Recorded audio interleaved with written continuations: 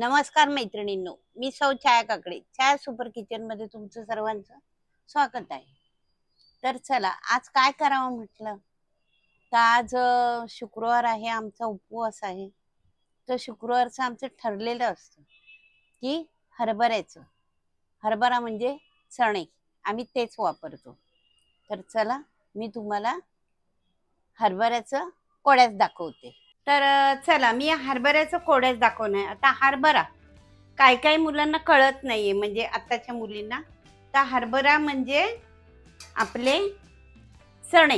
हे चणे मी सकाळी भिजत घातले होते आणि ते आता खूप छान भिजलेले आहेत. तर ते आपण आता कुकरला लावून घेऊया. तर कोड्यास म्हणजे काय हा प्रश्न पडला असेल. तर आमच्या गावाकडे कुणी कोरड्यास म्हणतं, कुणी कोड्यास म्हणतं, म्हणजे थोडक्यात आमटी. तर हा, आणि तिसरं म्हणजे कोड्यास नंतर येतं कालवण. तर आता मुंबईच्या शहरी लोकांमध्ये आमटी म्हणतात, चण्याची आमटी. तर ठीक आहे, चला जे म्हणतील ते. तरी पण जुनं विसरू नये म्हणून मी तुम्हाला ते सांगत आहे. तर चला मी आता कुकर लावून घेते. हे बघा, मी आमचे थोडेसे असल्यामुळे मी छोटा डब्बा लावलेला आहे. तर ह्याच्यामध्ये मी सर्व चणे काढून घेते. आणि कुकर कसा लावायचा हे तर तुम्हाला सांगायलाच नको. आमच्या मानसीचं म्हणणं आहे कसं लावते हे पण दाखव, कारण आमच्यासारखे जे असतात त्यांना कळत नाही. ठीक आहे, आपण हे हरभरे काढलेले आहेत. आता त्याच्यामध्ये पाणी टाकूया. पाणी भिजेत इतकंच टाकलेलं आहे. त्याचप्रमाणे आपण कुकरमध्ये सुद्धा 1.5 ग्लास पाणी टाकूया. हे बघा, ह्याच्यावरती मी माझा भाताचा डब्बा पण लावते, कारण आम्हाला भात पण छोटासाच लागतो. आता त्याच्यात पण मी पाणी टाकते तांदळामध्ये. तुम्ही म्हणाल हे किती खातात, तर बघा आमचं एवढूसं असतं. मीठ टाकल्यामुळे ते पूर्णपणे असं मिळवून घेते, की जेणेकरून सगळीकडे भाताला लागलं पाहिजे. आणि डब्बा बंद करते आणि तो कुकरला लावते. आता ह्या कुकरमध्ये आपण लिंबू पण टाकू शकतो, कारण आपलं भांडं काळं होऊ नये म्हणून. पण आमचा शुक्रवार आहे त्याच्यामुळे भांडं काळं झालं तरी चालेल, पण आम्ही लिंबू टाकणार नाही. आता मी झाकण लावते आणि 4 शिट्ट्या घेते. आता 4 शिट्ट्या होईपर्यंत आपण वाट पाहूया. तर आपला कुकर झालेला आहे आणि तो थंड होतोय. तोपर्यंत आपण मसाला बनवून घेऊया. तर त्याचं साहित्य पहा. हा मी 1 कांदा घेतलेला आहे, हे सुकं खोबरं घेतलंय, 1 इंच अद्रक घेतलंय, 7-8 लसणाच्या पाकळ्या घेतल्यात आणि कोथिंबीर. तर आता मी कांदा आणि खोबरं भाजून घेते. तर ते महत्त्वाचं म्हणजे लोखंडी तव्यात भाजा, की जेणेकरून आपल्या पोटात लोह जाईल. तर हा काळा मसाला आहे म्हणून आपल्याला कांदा आणि खोबरं लागतं. ह्याला सुकं खोबरं खूप छान लागतं, म्हणून सुकं खोबरं वापरायचं. तर मी आता हा मसाला तयार करते. तोपर्यंत आमच्या परीला बाहेर पाठवते, बरोबर आहे ना, कारण गॅस चालू करायचा आहे. तर आपला हा तवा गरम झालेला आहे. तर आपण याच्यामध्ये आता लसणाच्या पाकळ्या टाकूया. ह्या लसणाच्या पाकळ्या टाकल्या आणि आता अगदी थोडं मी हे तेल टाकते. गॅस बारीक केलेला आहे. त्या थोड्या परतून घेते. त्यानंतर आपल्याला त्याच्यामध्ये कांदा टाकायचा आहे. कांदा गुलाबी होऊन द्यायचा, नंतर खोबरं टाकायचंय. ह्या बघा, पाकळ्या थोड्याशा गुलाबी झाल्यात. आता मी टाकणार आहे त्याच्यामध्ये कांदा. तुम्हाला मसाला जेवढा पाहिजे तेवढं तुम्ही प्रमाण घ्या, आम्हाला थोडंच लागतं. कांदा आपला गुलाबी रंगावर झालेला आहे. आता आपण त्याच्यात सुकं खोबरं टाकूया. हे बघा, आपला कांदा खोबऱ्याचा मसाला भाजून झालेला आहे. आता आपला हा मसाला पूर्णपणे भाजून झालेला आहे.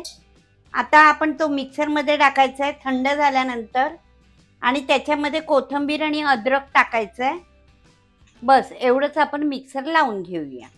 हे बघा अद्रक टाकलं. आता मी कोथिंबीर टाकते. त्याचप्रमाणे आपण हा कांदा खोबऱ्याचा मसाला टाकून घेऊया. आता आपण हे झाकण लावूया आणि मिक्सर करून घेऊया.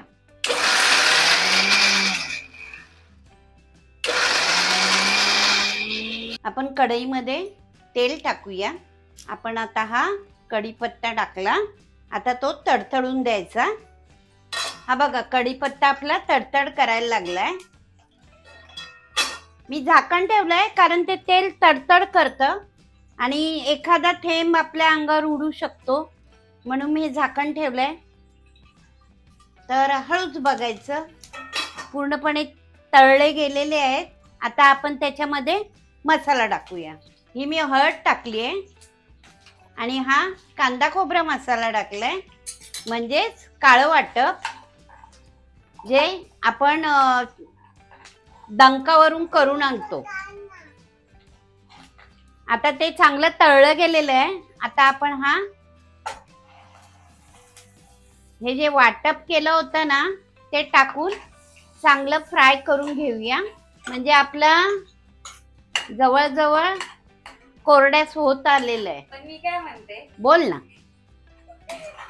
इलॉजिकल क्वेश्चन आहे. हा, कोरड्यास म्हणजे ते कोरडं असायला पाहिजे ना, मग तो रस्सा खातो. कोरडं म्हणजे कोरडं असं नाही, कोड्यास.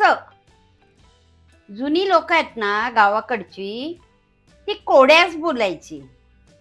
म्हणजे ते काय असं फॅशनेबल लोक नव्हती, बिचारी शेतकरी होते.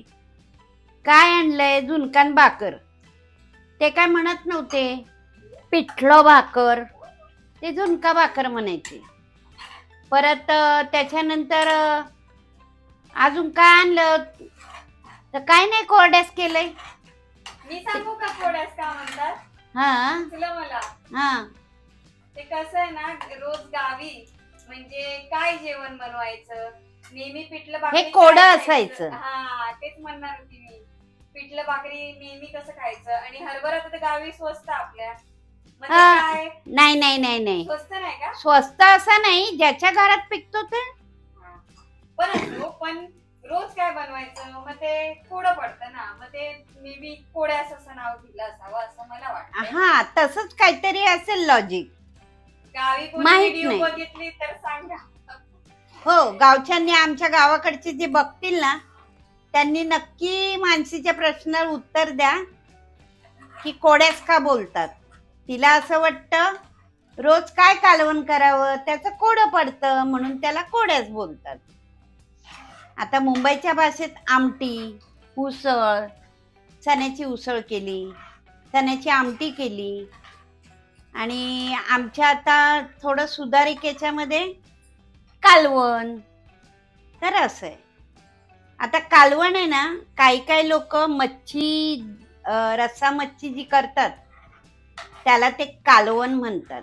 म्हणजे आगरी कोळी लोक वगैरे ते कालवण बोलतात. पण आमच्याकडे सगळ्यालाच कालवण बोलतात.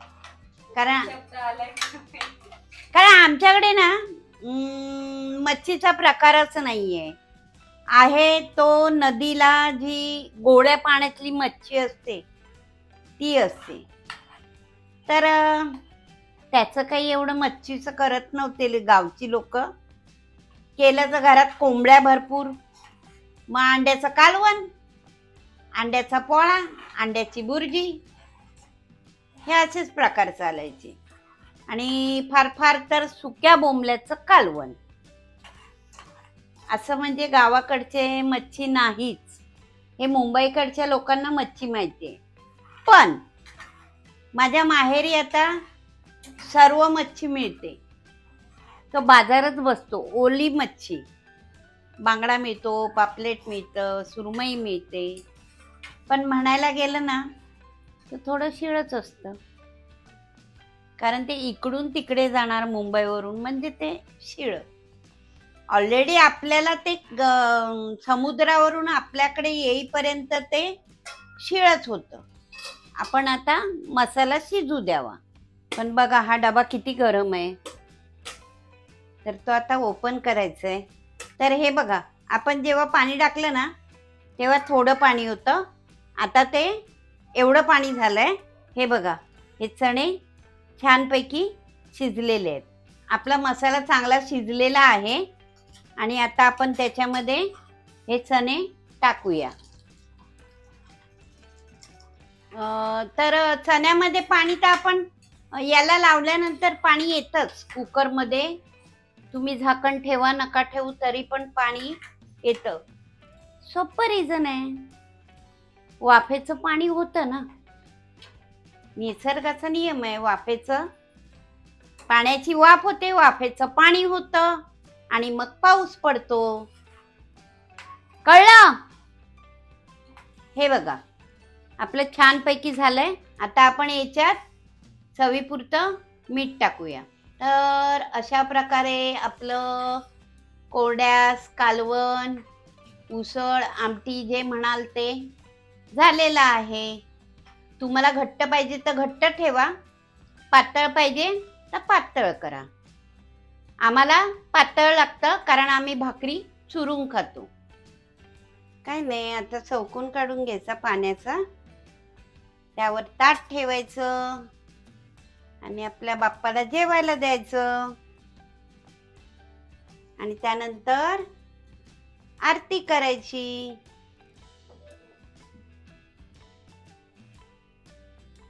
सर्व मंगल मांगल्ये शिवे सर्वार्थ साधिके शरण्ये त्र्यंबके गौरी नारायणी नमोस्तुते नारायणी नमोस्तुते नारायणी नमोस्तुते. अंबा माते की जय, दुर्गा माते की जय, मळगंगा माते की जय, संतोषी माते की जय, कालिका माते की जय, सप्तशृंगी माते की जय, रेणुका माते की जय, आई तुळजाभवानी मातेचा उदो उदो. काय पाहिजे?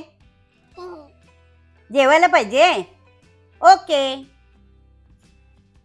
तू भाकरी खाणार?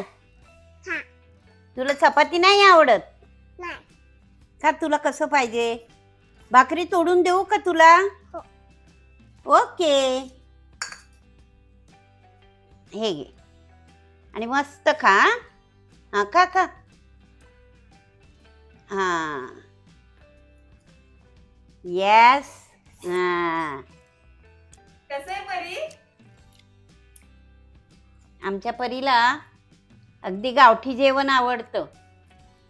कालवण आणि चण्याचं कालवण आणि भाकरी. हा, आवाज बघा. भाकरी खा. हा, राईट हँड, राईट हँड. परी आमची लेफ्टी आहे. आवडला ना परी तुला? मग काय करायचं व्हिडिओला? सगळ्यांना काय सांगायचं? बोल, खाण्यात बिझी. बोल ना. लाईक करा, शेअर करा, सबस्क्राईब करा. आता मी जेवण घेते. तुम्ही जेवून घेते. तोपर्यंत